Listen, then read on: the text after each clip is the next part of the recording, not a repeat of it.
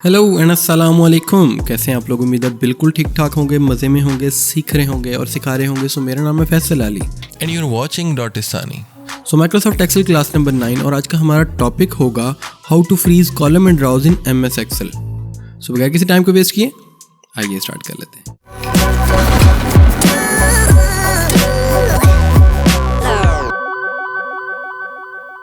So we are in Microsoft Excel right now और आज का जो हमारा ऑप्शन है how to freeze column and rows, इसको समझने के लिए मैंने यहाँ पे एक छोटा सा स्ट्रक्चर बना के रखा हुआ है।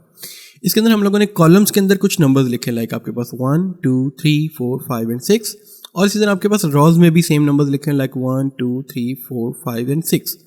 तो हम क्या करते हैं, सबसे पहले तो हम यहाँ पे इस सेल पे जो कि बेसिकली D6 का सेल है, इस पे मैं इक्वल्स प्रेस करता हूँ और यहाँ पे सिंपली हम क्लिक करते हैं 1 पे।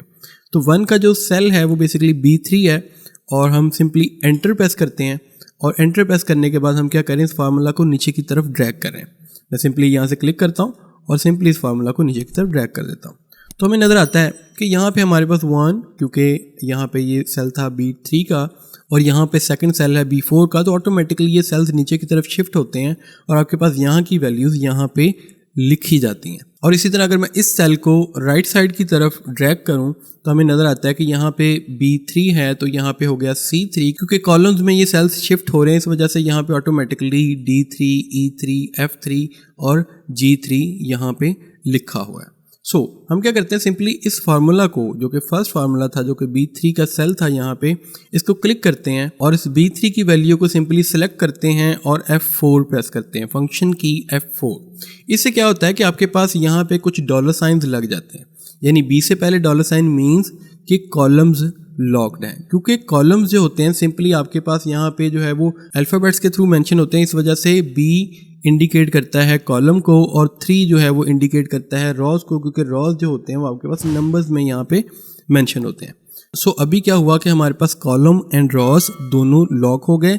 इसका सबूत ये है कि अगर मैं यहाँ पे एंटर प्रेस करूँ, सिंपली इस सेल को हम क्लिक एंड ड्रैग करें नीचे की तरफ, यानी इस फार्मूला को नीचे की तरफ बढ़ाएं, तो आपके पास हर जगह पे 1 है, यानी आपके पास हर जगह पे B3 है, क्योंकि नीचे शिफ्ट करने पे इस दफ़ा B3 4 5 6 और 7 में शिफ्ट नहीं हुआ, सिंपली वो हर जगह पे 3 ही है।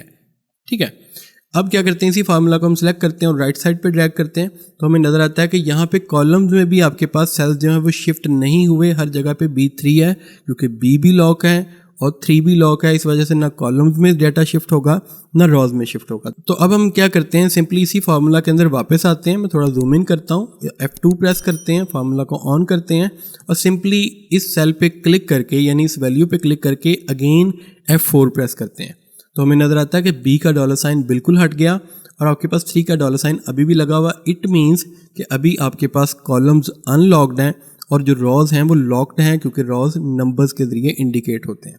सो मैं एंटर प्रेस करता हूँ और थोड़ा जूम आउट करते हैं और इस फार्मूला को सिंपली नीचे की तरफ ड्रैग करते हैं, तो हमें नज़र आता है कि यहाँ पे वैल्यू सेम, यानी हर जगह पे B3 ही है, 3 4 5 6 नहीं हुआ, यानी 3 से ऑनवर्ड आगे आपके सेल्स जो हैं वो नहीं बढ़े।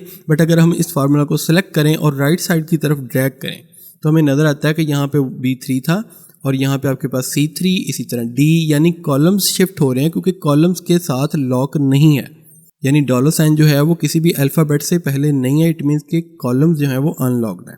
मैं अगेन थोड़ा जूम आउट करता हूँ और इसी सेल पे वापस आते हैं और इसको थोड़ा हम जूम इन कर लेते हैं और अगेन मैं प्रेस कर रहा हूँ F4। तो इससे क्या हुआ कि आपके कॉलम के साथ डॉलर साइन लग गया और रॉ के साथ डॉलर साइन हट गया, यानी B के साथ डॉलर साइन है बट 3 से पहले डॉलर साइन नहीं है। इट मीन्स कि अब आपके कॉलम्स लॉक होंगे और रॉज अनलॉक होंगे। जूम आउट करते हैं, एंटर प्रेस करते हैं और इस फार्मूला को नीचे की तरफ शिफ्ट करते हैं, तो हमें पता चलता है कि आपका जो फार्मूला है, यानी ये जो सेल वैल्यू है, ये नीचे की तरफ ड्रैग हो रही है। बट अगर हम इसको राइट साइड की तरफ ड्रैग करें तो हमें नज़र आता है कि यहाँ पे ये जो सेल वैल्यू है जो कि B3 है, हर जगह पे B3 ही है, क्योंकि B जो है वो लॉक्ड है। ठीक है, अगेन हम फार्मूला के अंदर जा रहे हैं, थोड़ा जूम इन करते हैं, F2 प्रेस करते हैं और अगेन F4 में प्रेस कर रहे हैं। F2 इसलिए प्रेस करते हैं ताकि हम फार्मूला को रिवील कर सकें, उसको ऑन कर सकें। और अब हम क्या करते हैं, सिंपली अगेन F4 प्रेस करते हैं, तो हमें नज़र आता है कि ना B के साथ डॉलर साइन है और ना ही 3 के साथ डॉलर साइन है। एंटर प्रेस करते हैं, यानी ना तो कॉलम लॉक्ड है ना रॉ लॉक्ड है। थोड़ा जूम आउट करते हैं, इस फार्मूला को इस तरफ ड्रैग करते हैं, तो आपके पास अगेन यहाँ पे फार्मूला चेंज हो रहा है, यानी इस सेल पे आपके पास जो फार्मूला है वो B3 है और यहाँ पे C3 है, D3, E3, F3 और G3। इसी तरह आपके पास अगर मैं इस फार्मूला को नीचे ड्रैग करूँ तो ये भी रॉज भी अनलॉक्ड है, तो अगेन यहाँ पे B3 है, 4, 5, 6, 7 एंड 8, यानी आपके पास B8 की वैल्यू जो कि आपके पास ये वैल्यू है यहाँ पे शिफ्ट हो रही है। सो उम्मीद है कि लॉक कॉलम एंड ड्रॉज कैसे किया जाता है ये टॉपिक आपकी समझ में आया होगा। आगे चल के आपके एडवांस फार्मूलाज के अंदर इस ऑप्शन का इस्तेमाल बहुत ज़्यादा होने वाला है। इंशाल्लाह आपको नेक्स्ट एक्सेल की क्लासेस में मज़ा आएगा। मिलते हैं नेक्स्ट क्लास में। अल्लाह हाफ़िज़।